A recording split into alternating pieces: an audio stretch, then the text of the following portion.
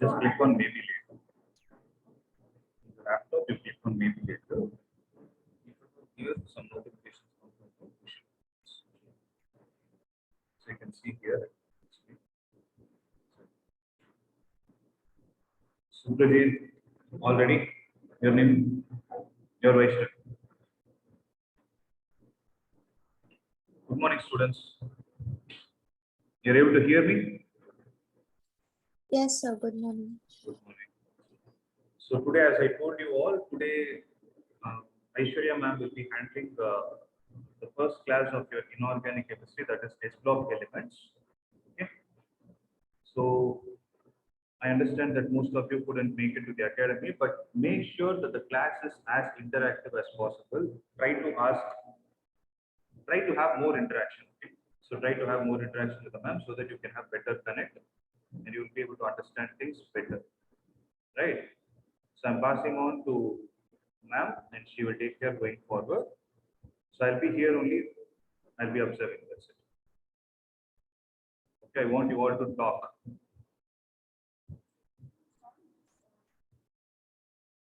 Everything.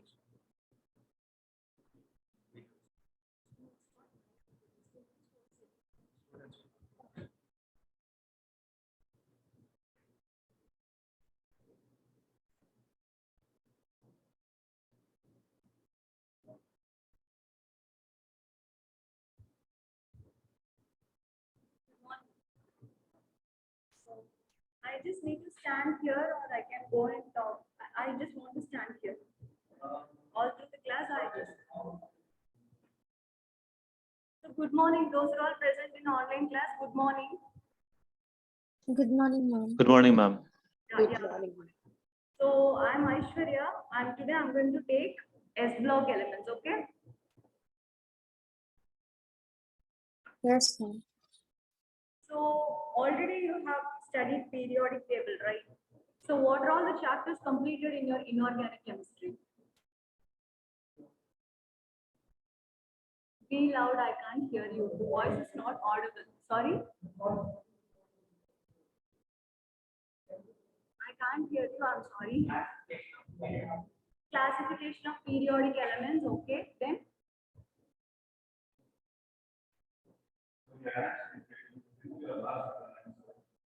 I am vaccinated. Okay, just be safe, no issues. So what else? Can you please come and sit in front, please?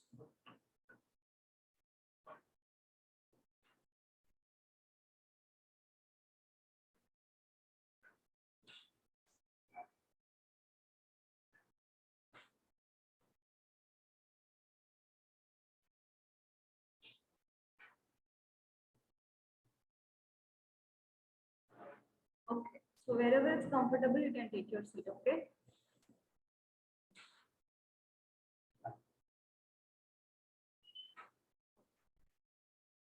So periodic table is completed, right? Chemical bonding is completed.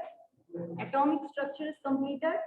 Yes, okay. So if everything is completed and everything you understand the concept in all the 3 chapters, then this S block elements is a cakewalk, which means you can easily knock it out, right? So the students who are present in online also, if you are strong in periodic classification, if you are strong in atomic structure, and if you are strong in chemical bonding, this chapter is just like an ice walk or a cakewalk. Okay. So now I'm going to say about S block elements. So first, you know, in periodic table, the periodic table is classified into 4 major blocks, right? S block, P block, D block, and F block. Basics. Okay. So this is my first slide. You can see it here. Okay, here. Okay. So here, you can see the elements which is present in the leftmost side of the periodic table as S block elements. So first of all, what is the definition of S block element? I want you to answer because you have already seen this introduction in your periodic table, right? So I'll not let the cat out of the bag. Yes. Outermost S shell. Very good. That's right. Okay. So the outermost electron in the sense the valence electron, right?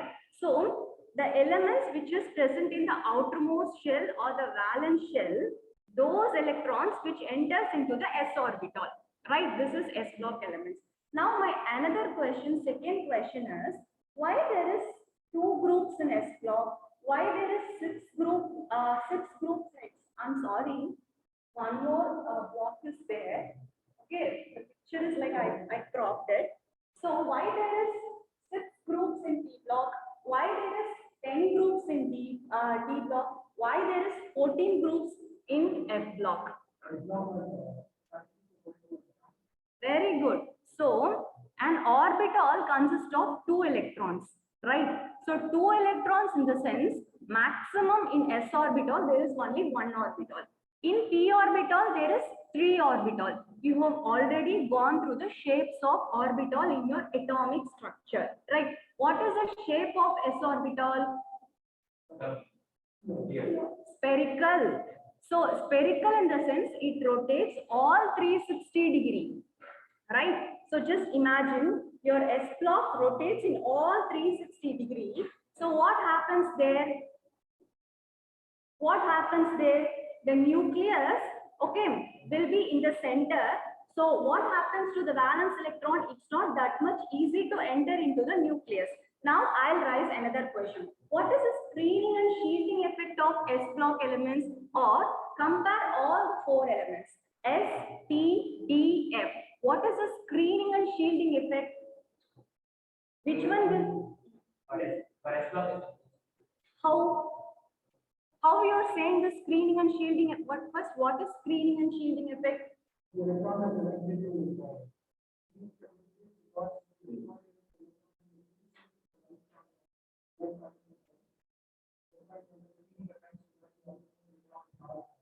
Make it as simple, man. You don't need to make it in chemistry terms, okay? The outermost electrons don't enter it. Why? Because the inner electrons vectors are. The inner orbitals and the inner electrons act as a screen or a shield, right? So why this screening and shielding effect is maximum for s orbital? Yeah, exactly. It's rotating in all 360 degree, right? Hello. I'm Aishwarya. I'm taking s block elements, right? Okay. Yes. So it is rotating in all 360 degree, right? So that's why the screening and shielding effect is more for S. And for B, you can see the orbital shape will be of px will be like this, one dumbbell, right? Okay, I'll draw it here. I'm sorry, this is the first time I'm using it, okay? It will be like this, px, py, pz. So there is a gap in this areas, right? This is the nodal surface. You know about all that kind of thing, right? So in this gap, what happens? The nucleus can attract the valence electron, right? So what happens to screening and shielding effect? That will be more for S and P and DNF. What is the structure of DNF? Double dumbbell or discrete? Maybe in your textbook it is referred as double dumbbell or clover leaf, but in reality it's discrete. What is discrete?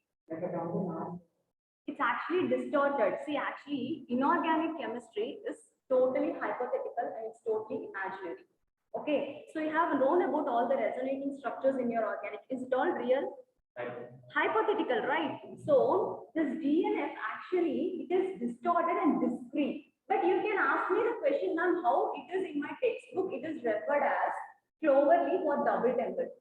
Okay, the thing is actually at some point they need to say some shapes, but in reality S and P has the proper thing, but D is discrete and distorted, right? So another one more question is, see the shape. This is the nucleus. The students in online class, can you connect me? Can you? Yes, ma'am.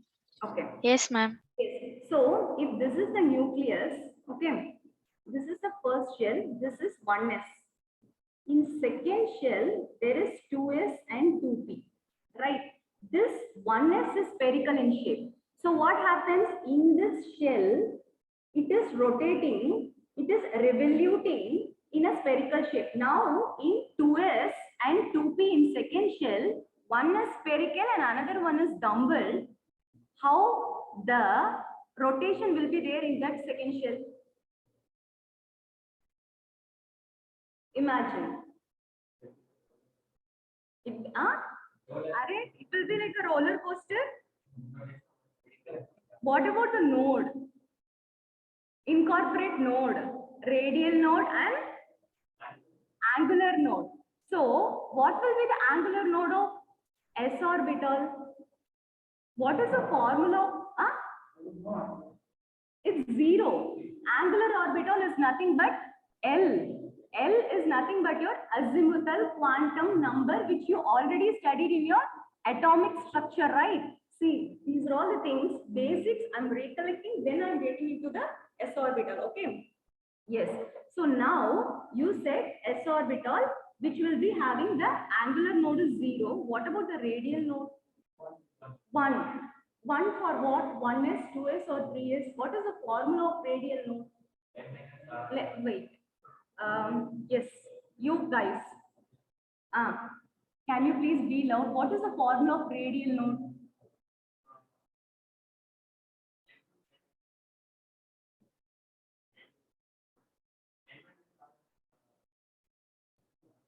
That's okay, fine. See, just give it a try. If you know, share, or else I'll share with the proper explanation. No issues. Am I digging all your past things and making you know? Right? Okay. It is n minus L minus 1. Okay, which means n minus L minus 1, that's your radial node. Right? What is your total node formula? N minus L minus 1, that is radial node plus angular node. N minus L minus 1 plus L means minus L and plus L which gets cancelled, and N minus 1 will be your total node, which you have already completed in your atomic structure. Have you solved all the problems? Good. So I'm making you to imagine, because here you are going to see about all the elements. Okay, so that's why I'm making you to imagine how in the second shell there is 2s and 2p. So one is spherical and one is dumbbell. How the revolution will be there? Vaishnavi, can you able to get it? What's my question? What's my question? Shape of S and P. The first shell, can you able to get my question? What's the answer? You don't know. Just think, man. Radial node, angular node, you revealed. Okay. See, in organic chemistry, literally, its imagination plays an important role. Let me reveal. Okay, it's quite interesting, because if you learn in an interesting way, everything will be getting interested. Okay.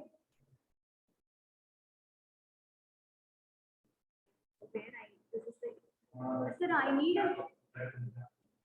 need an empty slide. You can click on this.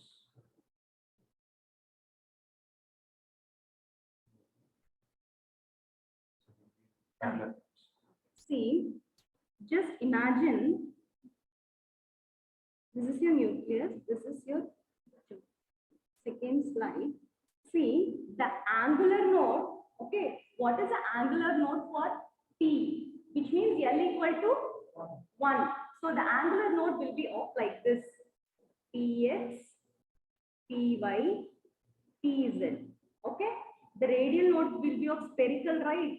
In this way, the rotation will be there. Can you understand? Can you imagine? 2p will be of this, 2s will be of this, and all through the second shell, the rotation will be of this. Guys, you need to imagine, or else nothing is possible in inorganic. Now, sorry, you need the wave function. What? Sorry, what? Actually, I can't. Yeah. Yes, of course. This thing has been said by Einstein, right?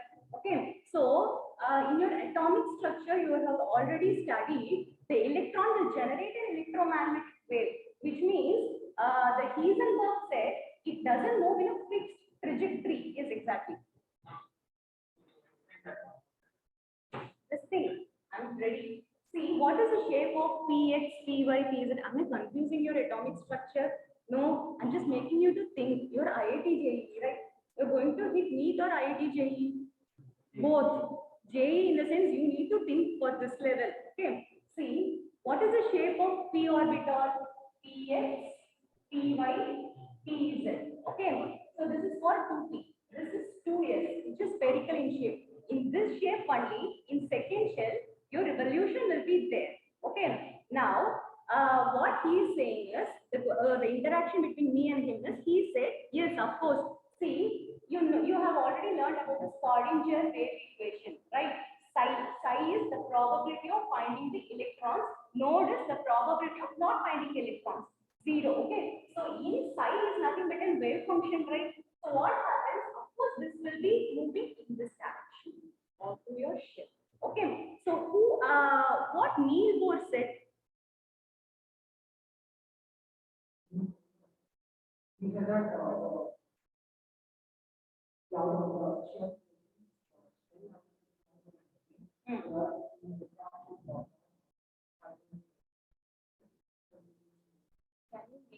I have an ear blockage and nasal blockage and condition. Can you please speak it loud?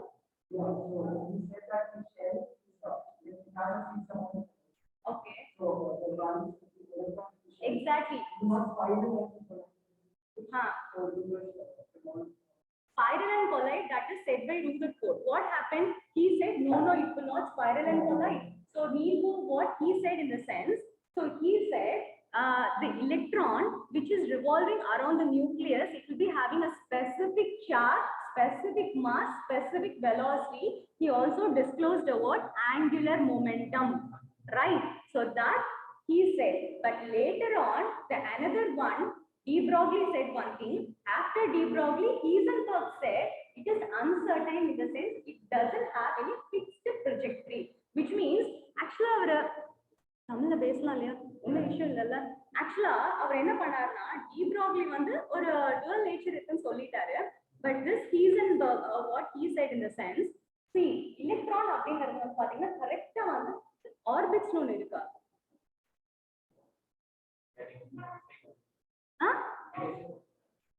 Sorry ஆர்பிட்ஸ்னு ஒன்று இருக்கா is there something like orbits or shells sorry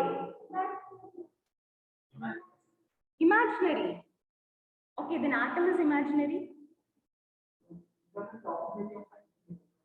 No, my question is simple, man. Don't complicate. Orbits or shells is there? No. Wait. Only electrons is actually orbits electron revolution the orbits on Earth. Okay, in general there is no orbits. Okay, orbits or shells in the sense. Am I going very deep? No. Okay. So orbits on the reality illave illa electron enna agum appadina electron oda iduve enna just rotate I there what happens anga orbits form sorry Ma'am, yes I don't actually understand Tamil, so I didn't understand what was said just now. can you please be louder I don't actually no, I don't understand Tamil, so I didn't understand what was said just now. sorry okay fine actually my question is does orbit exist in reality whether in orbit the electrons are there or the electron makes the orbits. Okay, so my question what I raised in the class, in reality actually the electron will make the maximum revolution and there only the orbit arrives. Okay, so nothing like the orbit will be there and then the electrons will be come and revolve, right? That is what I'm saying right now. Okay, Okay, ma'am. okay, I have got much deeper into your subject. Now I'm getting into S block elements. So I don't want to dig it more. This actually, this is a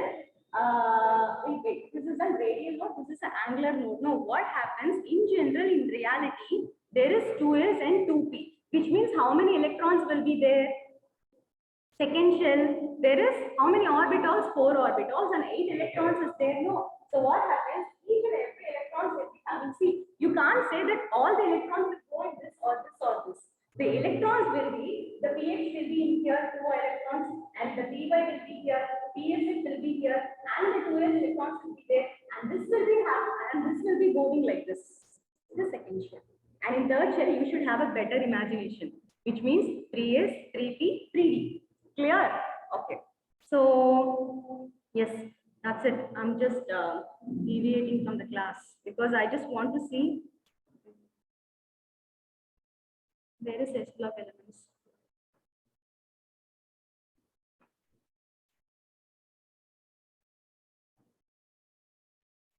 I'm sorry, can someone pass? Sorry. It's here. Okay. So this is, sorry. This is the S block elements, right? Now we are coming into the first slide. So the first slide in the sense, I have, okay. So as per your definition, the elements with valence electron in the S orbital. Okay. So this is the first thing. Second question, sorry, second slide. I can't put it both.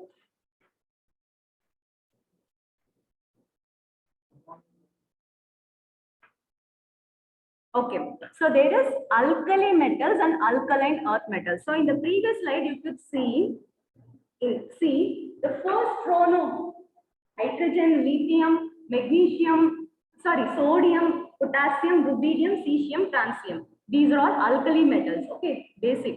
So the second group, beryllium, magnesium, calcium, strontium, radium, and what? Okay. Strontium, barium, radium. These are your alkaline earth metals. Okay, now my question, does hydrogen belongs to S block? Its position on surface because it shows the characteristic of both group 1 and as well as halogens. Okay, so it shows some anomalous behavior. So forget that the hydrogen is placed on the top of the S block, that is the group 1. Actually, the thing is it will be present here. It will be here. It will be high. Okay. Like this.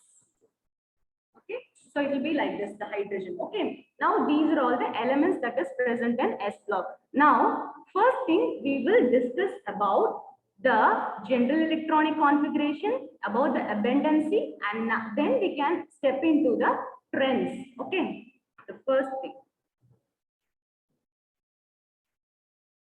You answered this thing. Now, the elements name and their symbols, which you have already covered in your periodic table. So I don't want to get into this thing, right? So the students who are all present in online also, you already know about the alkali metals and alkali earth metals in your periodic table, right? Do I need to explain this thing? Or shall I move to the next slide? Ma'am, we can move. Sorry? We can move, ma'am. We know. Now, why they are called as alkali metals? They readily react with water or Yes. Yes. Yes, the students present in online can interact. they readily react with water, so they are They called react with alkaline. water. They are all basic in nature. The metal always tend to form basic oxides in nature. Okay, and the non-metal will always tend to form acidic oxides in nature. Is there something like amphoteric? Yes. In S block, which one is amphoteric? Are this lithium is amphoteric? I'll come to that. Huh? Which slide? The students present in online. Which one is amphoteric? I'll say you which one is amphoteric with the proper explanation. I just want you to know whether you know which element is amphoteric in nature. Hey, you shouldn't see the notes and answer the question. That's not allowed. You have to store it everything in your brain, right? Am I? It doesn't bring anything in my hand, right?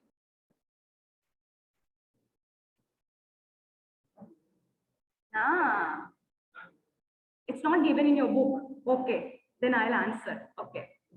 Your last year NEET question. Amphoteric in the sense it shows both acid and basic properties. Okay.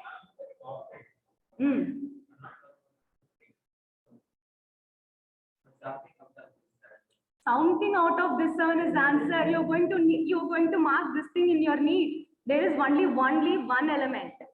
Okay, I'll let you know. Okay, not now. I'll let you know with the proper explanation. The students.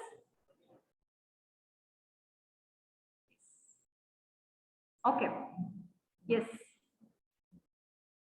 Yes, the students present in online class, can you able to understand my question? Which one is amphoteric in nature? No boy, just leave it. I'll explain. Okay, because as a chemist, it's really funny. Rubidium is not, because it's like the size is humongous, right? Just leave it. I'll let you know. I'll let you know. Don't get vexed. Huh? That's okay, fine. I'll let you know. Okay. Ma, the students in online, present in online, can you please say yes or no? Is it audible? Yes, ma'am. So It's what is clear. what is the question that I have asked? You asked which is the amphoteric element in first group. Any answer? Ma'am, I don't I don't know. No issues, no issues. I'll tell you, no issues. Okay, so here I'll say it, but at the end of the class, not now. Okay, so here the question is why it is called as alkali metals, which means it is more basic in nature, is easily forms with hydroxide and easily soluble in water. That's the first thing. Okay, out of this 5 elements, we don't take francium or radium. They are radioactive in nature. Radioactive in the sense, or if you want to make a reaction, definitely its half-life should be at least then hard. Radioactive in the sense, some of the elements which is radioactive, which will be like within 5 minutes it will get disappear, which means unstable in nature. What is stable? What is unstable? Stable means it will, the valence shell is filled. Okay, so when the valence shell is filled, in the sense, what happens? They will be stable, the bond will be much more strong. Okay, the reactivity will be very, very less. But when it is unstable in the sense, in environment, the occurrence will be very, very less. In your organic, you can study most of the reactions, the product will be stable and unstable. Okay, why it's unstable in the sense, if it is occurring in the environment, within 5 minutes, it will just, again, the bond will be just what happened? Break, and there will be no formation of the molecule will be there. Okay, that's why unstable or stable is present. Okay, yes. Second one is alkaline earth metals. In alkaline earth metals only amphoteric oxides is there.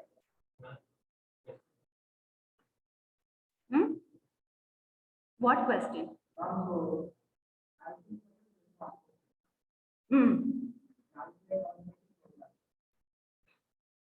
In alkali metals and alkaline earth metals, in alkaline earth metals only amphoteric oxides is there. This is an S block elements, right? It's a combination of both the things, right? Array, you will study the oxides in your chemical bonding. Chemical bonding.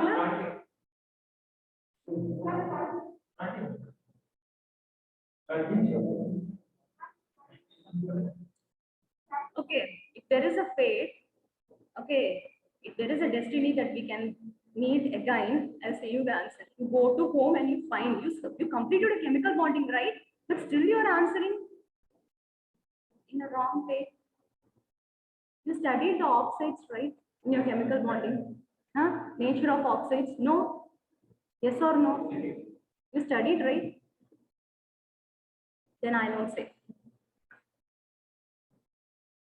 I'll say, don't worry, I'll say at the end of the slide, everything is there. Okay. Students in online class, okay, these are all the alkaline earth metals: beryllium, magnesium, calcium, strontium, barium, and radium. Okay. Now, it's hard for me to go both. Okay, why in the sense, again, alkali basicity is more. Huh? What you said right now? The answer is you're trying to say the answer. Aluminium is P block, boron aluminium. Aluminium is not an S block. There is one, huh?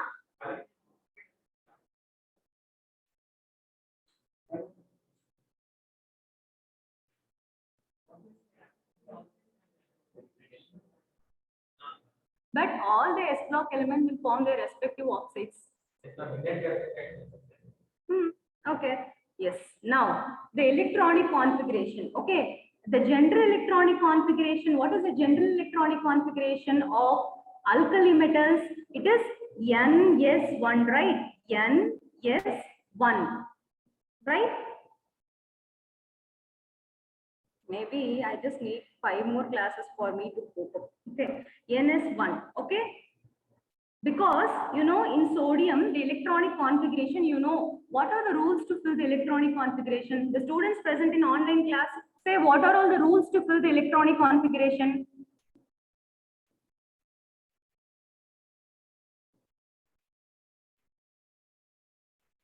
What are all the rules to fill the electronic configuration? Come on.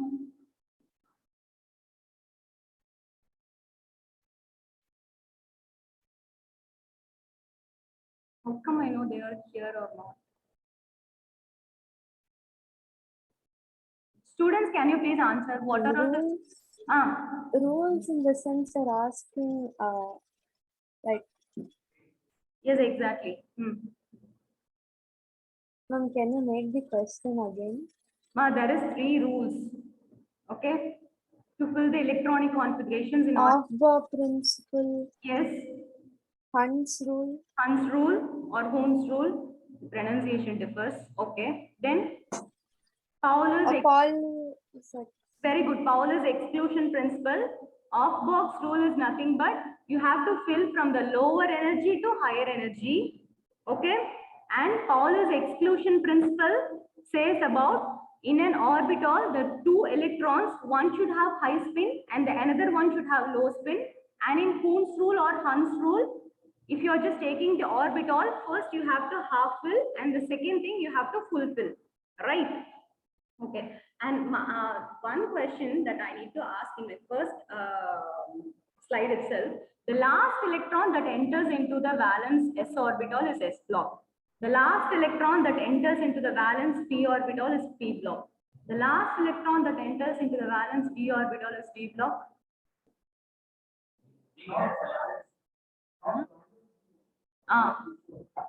What? Anyone? Wait. What is the name? Huh? What? You remove your mask and say okay, or else be loud. I can't like. See, the last valence electron that enters into the s block is s orbital. The last valence p electron that enters into the p orbital is p block. What is the definition of these? The last electron that enters into the d block is d orbital. These are all the things you have studied in your p block. Periodic classification. Ha ha ha ha. Exactly, you're right. Penultimate shell. 1s, 2s, 2p, 3s, 3p, 4s, 3d. 4s, 3d, right? So 3d is the penultimate shell. 4s and 4p is the ultimate shell, which means what happens there? Which is related to Upwork principle. So first the S will be filled and then the 3D. Okay. So N1, N2, N3, N4 is there means N3 will be filled, then N4 will be filled and then it will come to N3. That is penultimate and ultimate shells. Okay. Yes. So here the general electronic configuration is, I will be keep on asking questions. I'll be triggering you. Okay. At one point you will become impulsive. This will happen. Clear? Please. Okay. So the general electronic configuration is NS1, right? So what is NS1? Which means N is nothing but the principal quantum number, right? Now the students present in online, can you please connect with me? Can you please, can you cope up with me? Is there any hindrance or is there any obstacle to connect with me? no, ma'am. No, ma'am. Super, okay, fine. So this N is nothing but a principal quantum number. You know about principal, azimuthal, magnetic, spin. Okay, very, very important quantum numbers. When it is in the NEET point of view, in IIT JEE point of view. Principal quantum number N. Azimuthal quantum number is represented as L. What is the representation? Huh? Representation of L, representation of azimuthal quantum number. L is equal to n minus 1 or L is equal to 0 to n minus 1. This is a representation 0 to L. What is the, so principal quantum number says about the shells. Azimuthal quantum number says about the subshells. Magnetic quantum number says about the orbitals. And in that orbitals, the electron high spin, low spin says about the spin quantum number. Okay. So what is the representation of magnetic quantum number? Good. Spin quantum number? Plus half? Minus half. Very good. Yes. So that's very, very important. Okay. You know, in your IIT JEE, many questions will be there. Okay. The students will be saying M is equal to 2L plus 1 is the formula.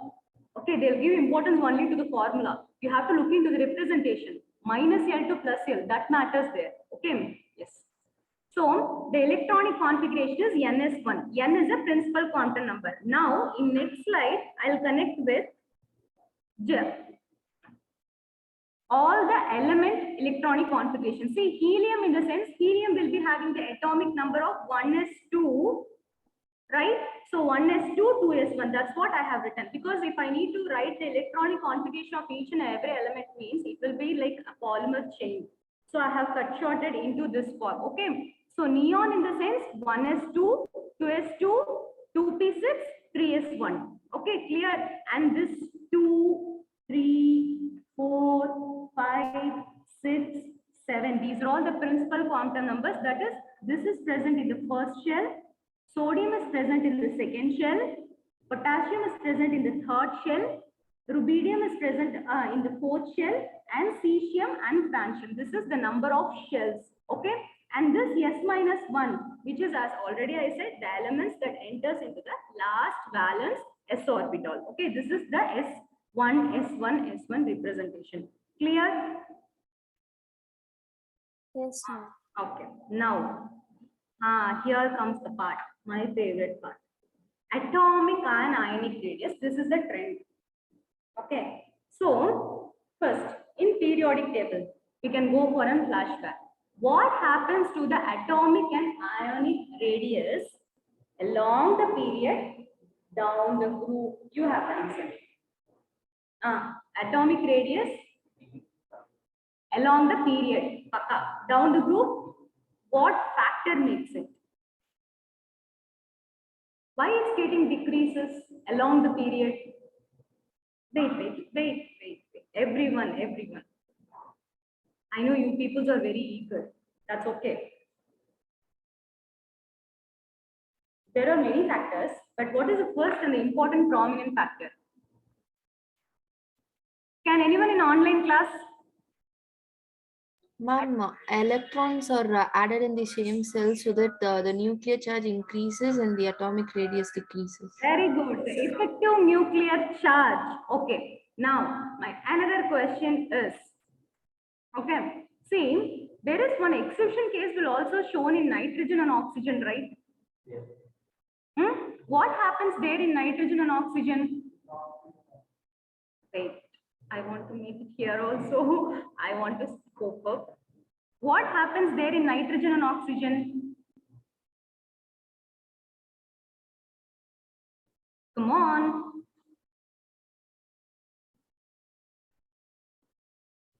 Boron, carbon, the oxygen comes first and the nitrogen will go. Is it right? Or what happens there?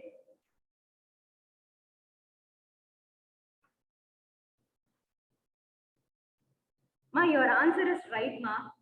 Those who disclose the answer, you're exactly right. I'm saying about the exceptional cases.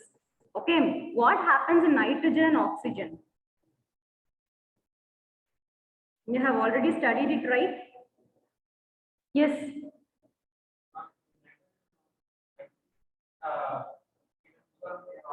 You think, so you are deciding the concept.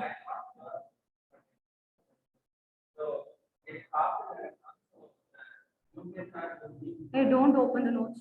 You are seeing the notes?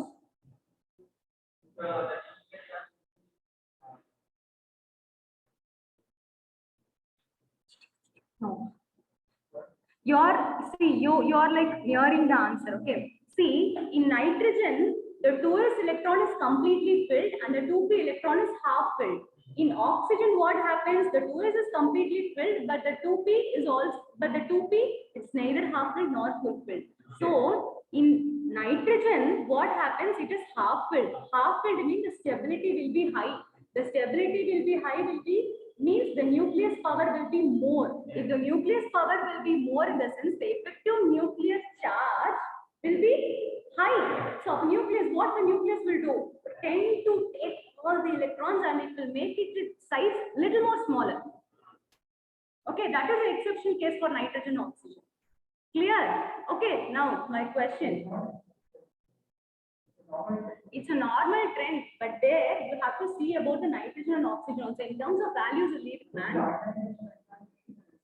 But you have to know about the thing also, right? So, okay, just to leave the values. But when the question is asked, nitrogen and oxygen, which one will be having the higher nuclear charge? What will be your answer?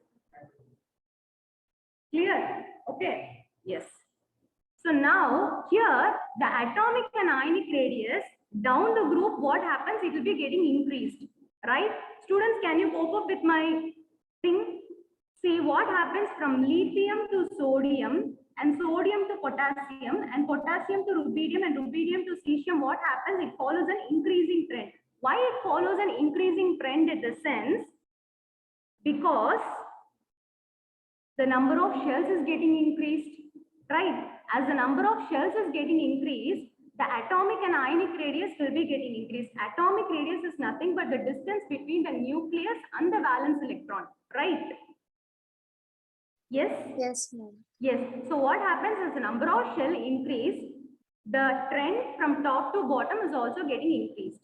Second one, the similar trend follows for ionic radius. What happens to the effective nuclear charge here? Down the group, what happens to the effective nuclear charge? Ha ha ha ha ha ha. Huh? Constant, you are exactly right. See, effective nuclear charge, as the number of proton increases, effective nuclear charge is also increases. But what is effective nuclear charge? The power of the nucleus to attract the valence electron. As the number of shell increases, the nucleus will lose its power to attract the valence electron, right? So what happens? Of course, what happens? You may in your text there will be written increases but remains constant is the correct term. Why it's correct term? Because it's negligible.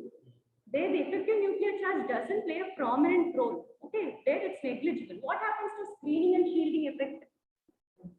Increases. What happens along the period? Increases or remains constant or decreases?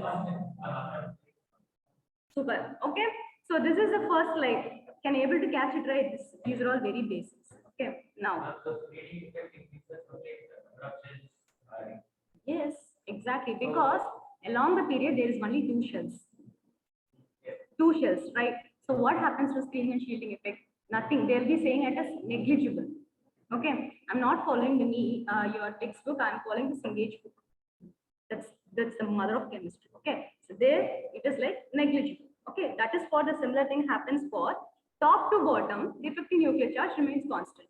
Clear? See, actual thing, it will be getting what happen increases. Effective nuclear charges, the number of protons is getting increasing, but the nucleus will have no power to attract the valence electron. If the nucleus is here, the valence electron is there. It's not, it can't pull it because all the shells will be like a shield. Okay. No effect. So remains constant. Clear? Yes. So as atomic and ionic radius increases down the group, the effective nuclear charge, what happens? It remains constant.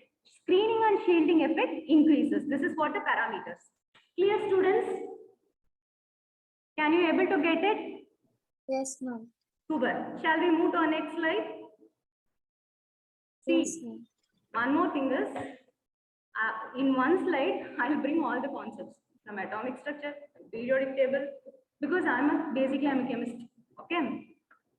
So don't get any short temper or impulsive, okay? Because many students will get impulsive. Ma'am, you are taking only S block, teach only S block. No, I won't teach. Now, this question I have answered. So now I'm getting into, yes, another one more question. Yes, the students present in online, just say what is the answer for this question. Very, very, very simple basic question.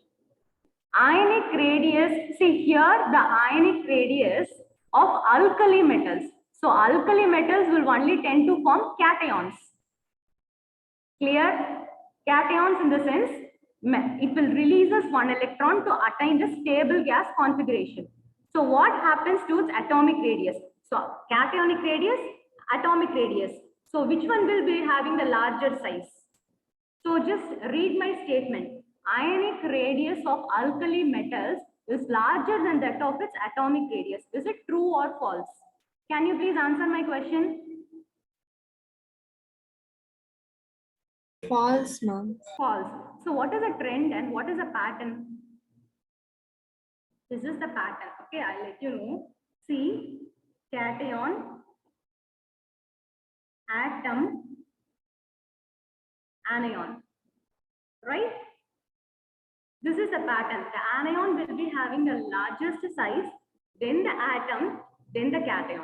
Okay, this is universally, this is a trend that will be following. Correct? Clear?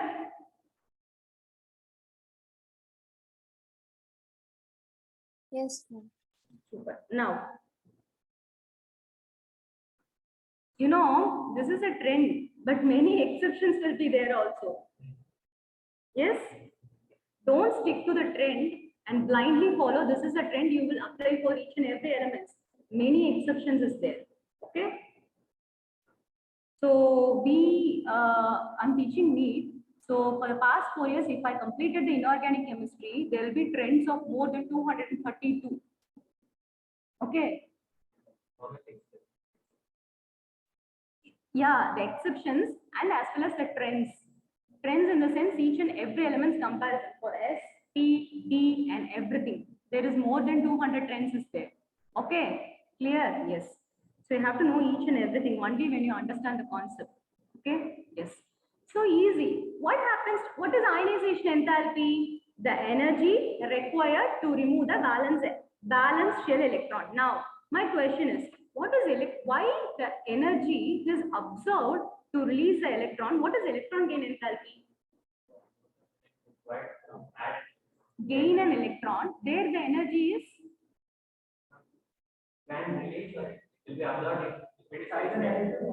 absorbed will be only of noble gases. You don't go to that part. Released is a constant thing. Why it is getting released?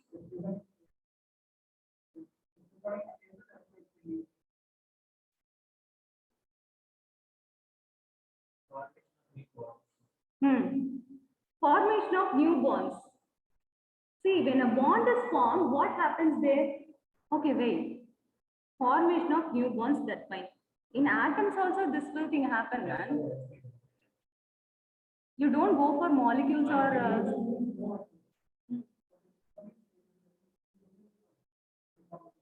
okay. Now, see, I don't. You guys are going to PhD or research or doctorate level. I just want you to understand into the basic level, which means, see, the chlorine is having what is electron gain enthalpy means. Definitely, the halogens is the one that is I want one electron to gain a stable. Okay. Energy is released. Okay. You're right. You're right. The thing is like you're right in your exam point of view. Okay. My thing is the chlorine. I'll make you a little more easier. Okay. The way what you studied is different from the way what I'm teaching. Okay. Yes. See the chlorine. It has 7 electron its valence. If one electron is filled, what is the universal concept of energy and stability? Exactly. Energy is inversely proportional to stability. First and foremost concept in your chemical bonding, right? Yes. So the chlorine needs only 1 electron. So what happens? Just think, and student in an exam, he wants 35 marks. He got 34 marks. So what happens? How his kind of state will be there? You don't laugh. The thing is actually I'm trying to make it easier. So what happened? He'll go to the maths ma'am, he go to chemistry ma'am, he go to physics ma'am, please 1 mark, please put 1 mark. Finally, what happened? If he gained that 1 mark, what happened? He'll be relaxed. His energy is released. That is what I think the chlorine will be also does. All the 7 electrons will be having more interelectronic repulsions. right? The electron repulsions will be there now in the shell. So what happened? It needs one electron to gain the stability. At the end of the day, every element wants to attain the noble gas. That is its ultimate aim. Every element, every bond, every molecule. Okay. At the end of the day, it wants to become a noble gas. So what happened? It will try. The more interelectronic repulsions will be there. At the end of the day, once it is gained, the energy will be reduced, which means it is stable. That's it. So there, why the in ionization energy, why the energy is absorbed? This is for releasing its electron. Why it's absorbing? See, right? I'll make him clear the question first of all. So the thing is, in ionization energy, the energy that is absorbed to release its electron. Right? Why it's absorbing?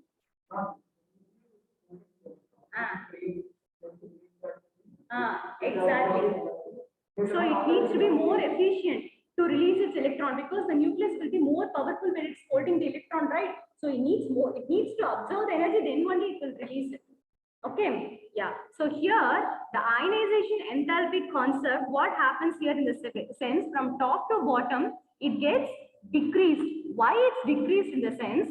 For lithium, there is only 2 shells. Okay. 1 is 2, 2 is 1.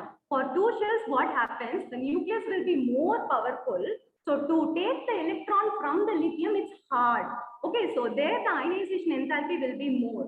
Coming to the cesium, there will be more shells.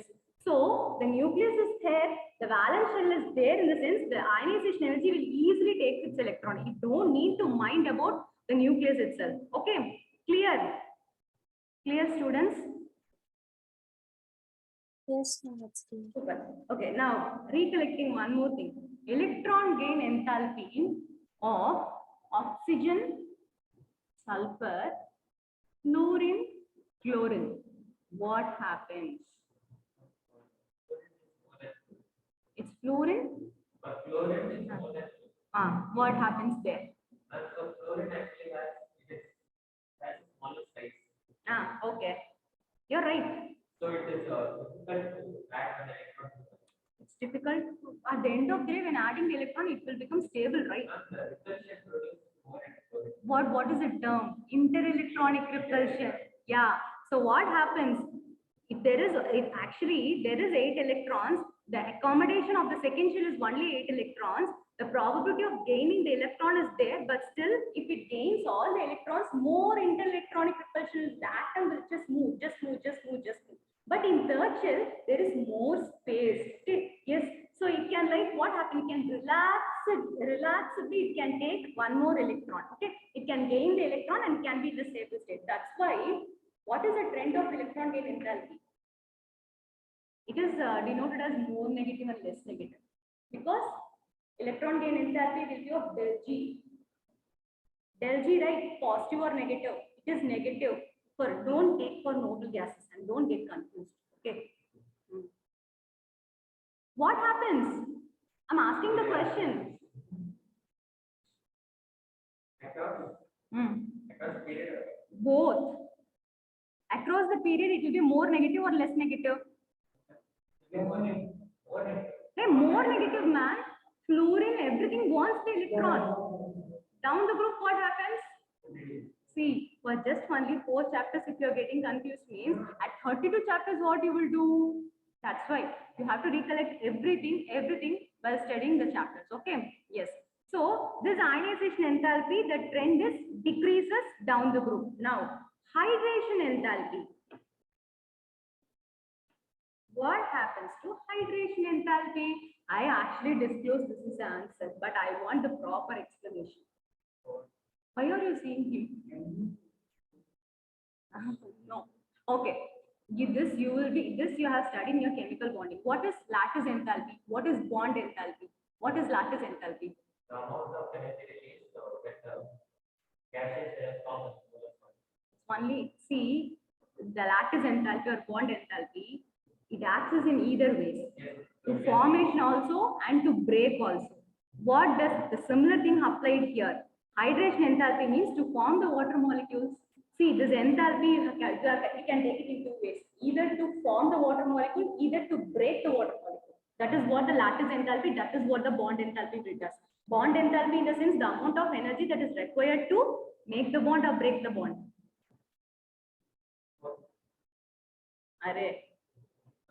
What Two, is in the that? formation of molecule, the energy will be absorbed or released. Released. And in breaking, observed. Breaking means ionization. It's just letting. The energy will be observed. In formation, what happens? It's gaining. The energy will be released. See, don't get confused. Don't get confused. Don't get mixed up. Okay. So just coming to here, formation of water molecules. So what happens? This is a trend. The lithium will be having more hydration enthalpy. Okay. So how the lithium will be having more hydration enthalpy?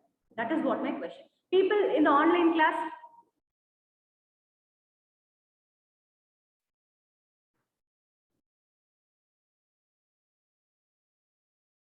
why lithium is having high hydration enthalpy?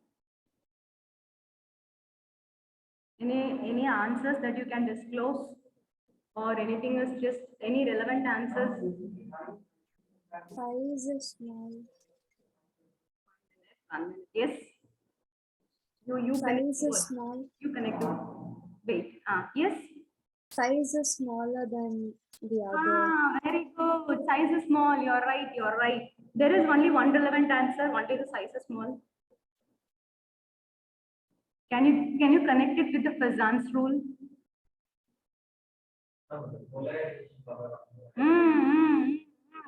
So now now let me, yeah, what?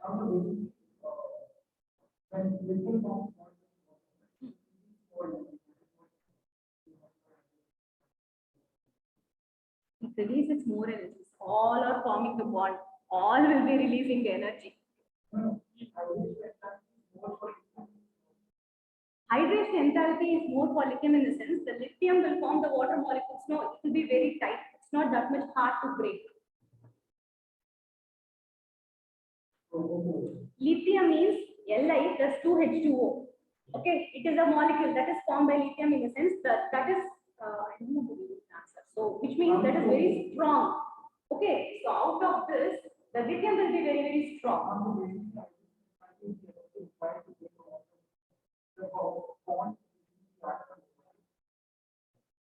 It's in either ways also, man. You don't fix it only for making the bond. It is also for breaking the bond. But here, hydration enthalpy just to attach the water molecule. Okay. Attach. Attach because they're all water soluble, right? Just remember one point. In hydration enthalpy, only you're going to attach. You're not going to break it. Now go. Wait. See, hydration enthalpy means, see, you just take the alkali metals, there you need to attach the water molecules. Li.2H2O. This will be like this. Okay. So this will be the hydration enthalpy. You don't take the hydroxides or oxides.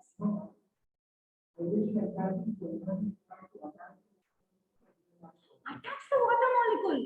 Why are you detaching it? Attach the water molecule.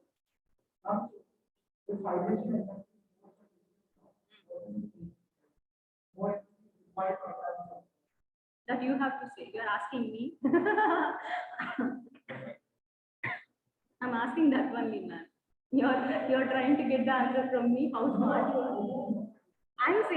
I'm saying, just think.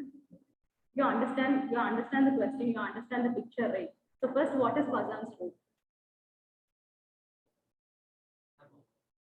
Come on.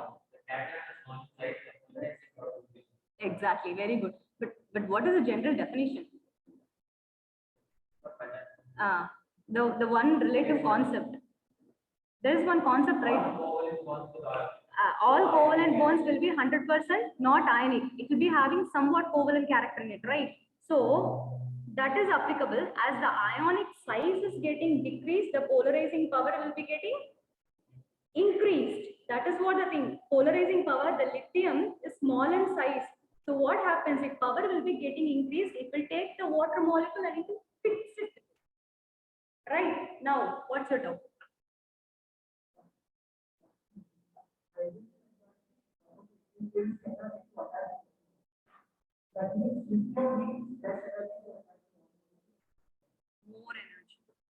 Energy will be, yeah, will be moved. See, the lithium is very small. You know the advantages of being small. The nucleus will be more powerful.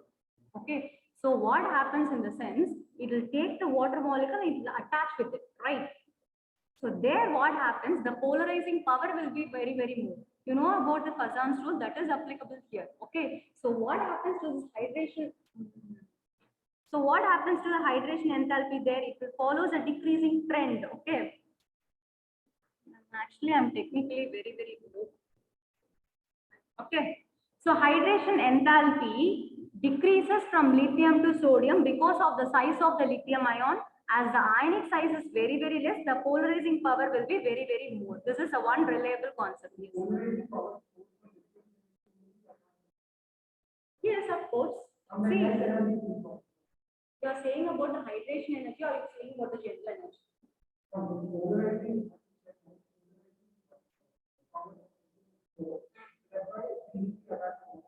Yeah. You're saying about the hydration energy or what? Your attachment of water molecule, how it will be there. See, there you don't need to compare the energies, man. Why are you compare the energies there? I'm asking only about the hydration enthalpy.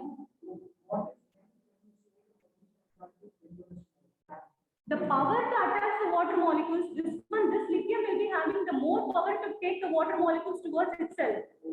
Okay. And you're mixing up. Don't mix it. Okay. See, comparatively, it's easier. See, comparing to lithium, water is a big molecule. Lithium is small. So if I'm small, if I saw someone big in the sense, definitely I'll take them around. If both of them is big in the sense, they'll be unstable. This is the thing you will already read. That is what the thing I'm trying to say. Right? Don't get confused.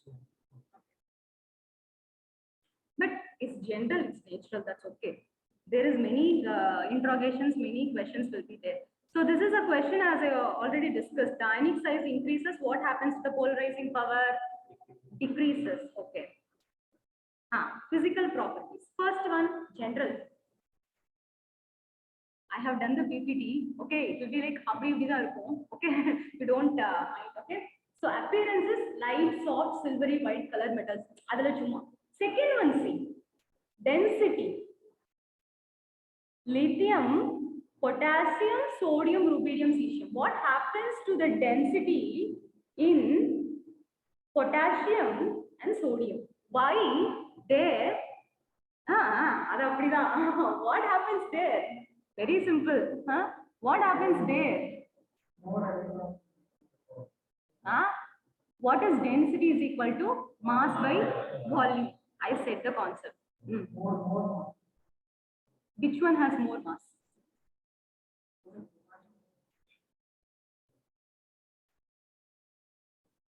The students present in online, can you? We can say sodium has less volume. Yeah. Sodium has less volume, so density is big. Actually, this potassium, no. So lithium is having 2 shells. Potassium is having 3 shells. Sodium is having 3 shells and potassium is having 4 shells. Immediately from 3 to 4, what happens? It shows a massive increase in volume. So what happens? So mass is inversely proportional to volume, right? So that thing is contradictory in potassium. So that's why it's showing an ulta. The students in online, can you understand what happens to density there? Lithium. Ma'am, can you repeat once? Exactly. Wait. See, in sodium there is only 3 shells. In potassium there is 4 shells, right? So what happens? An abnormal increase in size. What happens? It makes the density quite changing, which means the volume increasing. So mass increases means volume should decrease. So what happens in potassium? The volume also getting increased. So what happens? The density is quite altered. So that's why lithium, potassium, sodium, rubidium, cesium. That is only one concept because of the abnormal increase in size of potassium. Okay? Clear? Yes, ma'am. Yes. I'll explain. Yes. Come on. Yes, ma'am, it is clear. Ma'am. Sorry? It is clear, ma'am. Okay, now. See, wait. Right. In potassium, what happens? Third shell is getting increased. Mass is increasing, the volume should decrease. Where the volume is getting increased, both is getting increased, the density is getting altered. That's why density is going less. That's why it's coming there. It's coming there. Why it's not appearing in the decision? See there, what happens? Abnormal increase is different. Okay. See, one is there is only one orbital. In 2s there is only how many orbitals? 4. But in third shell, 5 orbitals coming approaching, right? Massive size. That's the difference. So you can ask me, ma'am, in 1832 means there what happened? There will be comparable energies and subshells will be there. More subshells will be there. So that's why one day it is asking about the potassium. Clear? Okay. This is the relevant answer. But of course, there will be many questions will be there. But this is what the answer is. Okay, you don't complicate. Okay. Yes. And boiling and melting point. Okay, comparatively low for everything. For lithium, the boiling and melting point will be high. Small molecule. Okay. Why it's high?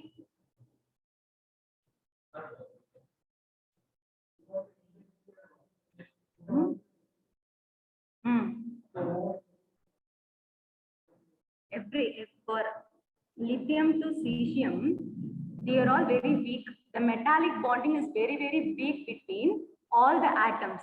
Okay, so what happens here in the sense, lithium is being very much smaller in size, as I already disclosed, light, soft. Okay, which means their boiling point will be low for all the alkali metals. For lithium being very, very small, their molecules will be quite tightly packed than the cesium, right? So there will be high boiling point and melting point. And cesium, comparatively, there is no trend. Lithium greater than all, no trend is followed. Just comparably low, lithium will be having high melting and boiling point. Clear? Clear? Yes. Yes. Flame test. Have you done your flame test in your lab? Corona batch. Okay. So I have done it. I'll explain. Just imagine. We will take the lithium salt. We'll mix it in the dilute HCl or dilute H2SO4. We'll show it a Bunsen flame. If it is lithium, the crimson red color will be appeared. Okay. Wait. So what happens there? How the crimson red color is appearing? Flame down. Yes, of course it's a flame. What happens? Very easy concept. You're right. Come. Yes. What happens when you're showing the glass rod in front of the flame? The electron, the external force is coming from the electron from the ground state goes to the excited state. And after what happened? Again, it will de-excite to the ground state. When it is de-exciting to the ground state, what happens? It will emit a radiation. This is a visible radiation. So that's why it is crimson red color. What you have studied in your spectral lines, what you studied? What you studied, man? No, you have studied about the de-excitation, right? Lyman series, Balmer series. What happens? There is nothing but the electrons de-excite. When it is de-exciting, it releases an electromagnetic radiation. Okay, where the visible radiation will be there? Lyman. First one is ultraviolet, second one. Exactly. Balmer is a visible. Okay, first Lyman is UV. Okay. Achha, UV is like harmful, right? UV is harmful, right? So how you are saying that UV radiation is visible in tube light? UV radiation is there. Do you know? What happens in the tube light? When you're switching on the light, when you're switching on, the light is just like initially it will get blinked and the power will be up. What concept is followed there? Similar concept, man. The electron, what happens from the ground state, it will jump to the excited state. When de-excitation, this visible white color is applied. But it has three things. UV, visible, IR. 3 waves is there in the tube light, which you will be studied in your board series of spectral lines. Studied or not? Then there UV is there. What happens to that UV?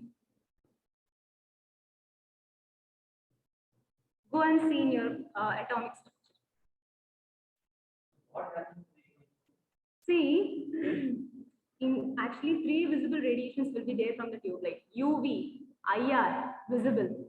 Okay. So UV is harmful, right? Okay. But it is in the tube light. But why it doesn't affect us? Because it is packed by the white powder. When you break the tube light, you can see a white gas is just diffusing.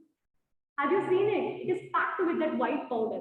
IR, when you touch the tube light, you can feel the heat, right? That is your IR. Visible is your white light.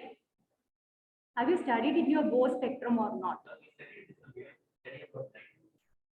Okay, so it's a day-to-day example. Okay, yes. So that is what I think happens for all this flame test.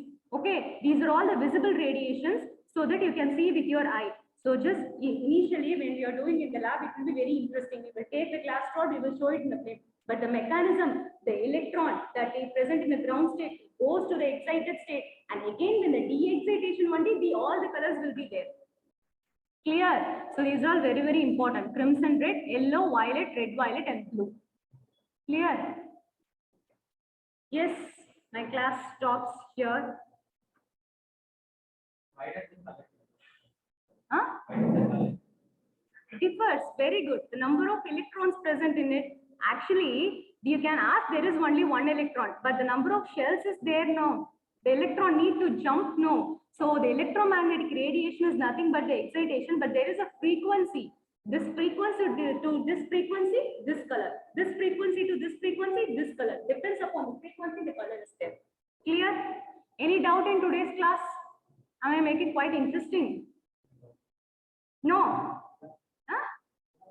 Sorry? Yeah, okay, fine. So we can meet in your next class. Amphoteric. Ma'am, you said which element will be amphoteric in I group? don't reveal.